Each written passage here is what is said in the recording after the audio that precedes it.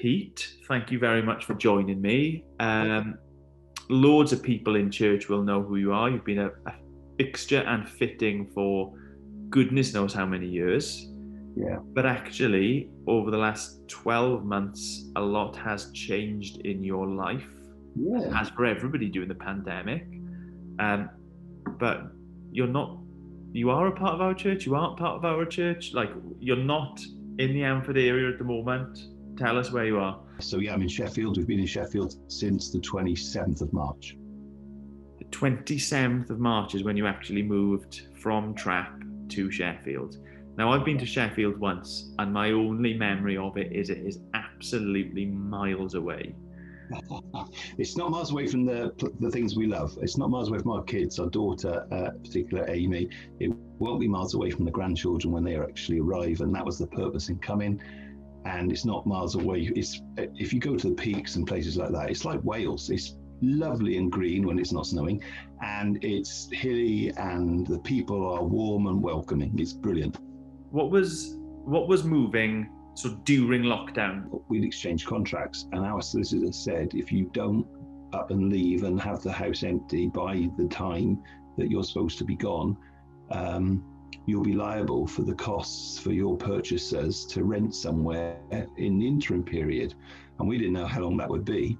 So we made haste and phoned the removal company and said, please, could you come this week, and I phoned the landlord up here in Sheffield and the agents and said, we need to bring everything forward to that weekend, the 27th, 28th. All of our stuff was held overnight in Cardiff in the removal company's compound.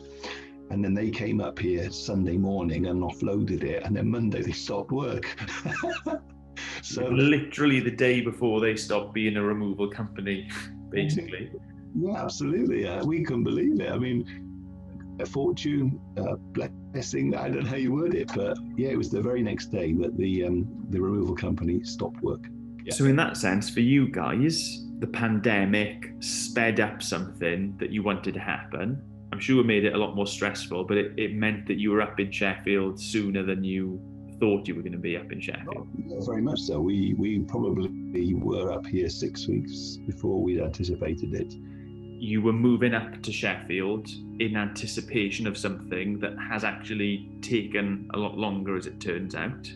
Amy, our daughter, and Fraser, her husband, were adopting 2 children, 2 siblings, and the plan that we had in mind that we would have settled in Sheffield before the children arrived to live with Amy and Fraser, which was due to occur in October. But the pandemic has affected all of that, and there's been a significant delay in the children arriving, but we now do have some firm dates for them to come, and that'll be Amy and Fraser were approved as adoptive parents last week, I think, and there's a 2-week period before that's ratified. It seems to be a rubber stamping exercise, but that's what happens. And then there's a transition of the children from where they are now, the current foster parents, into the lives of Amy and Fraser. That takes 2 to 3 weeks. Then they come to live with them, and there's a 2-week period where they live together and they get used to know each other and that sort of thing. And then eventually Johan and I will get to meet the children and go to the park with them and do all the things that grandparents should do.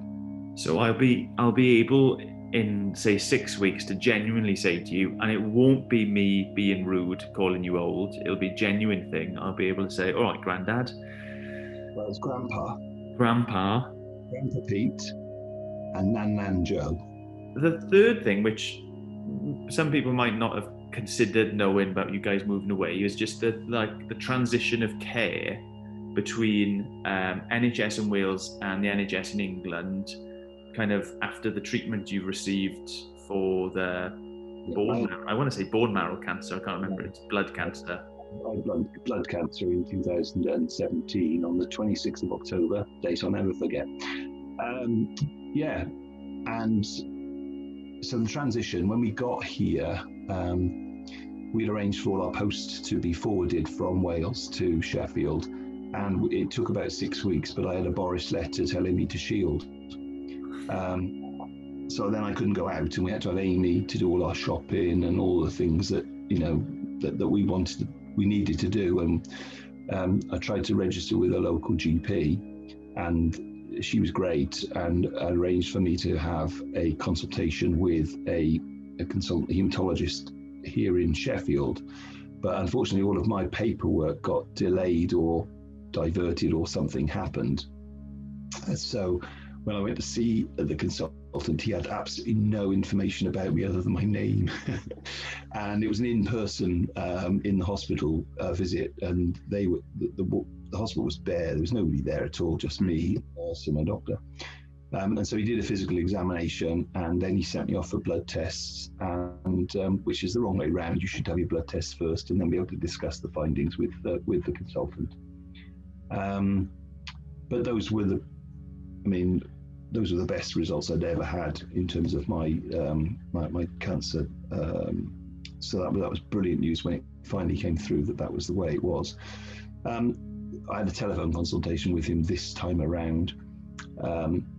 But even now, almost a year later, the GP still hasn't had my digital medical file. And so there was a delay in me getting the COVID vaccine. And because of my cancer, I'm on the extremely vulnerable list, and I'm getting it tomorrow. It's not been the easiest of experiences, but I've got to tell you about the church, because we went to church here in February on the basis, I chose this church on the basis that it had a food bank.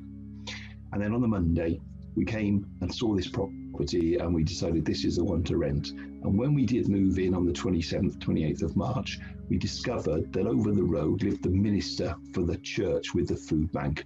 And since then, we've got on really well. We're good friends, his family, 3 children, and his wife, Helen.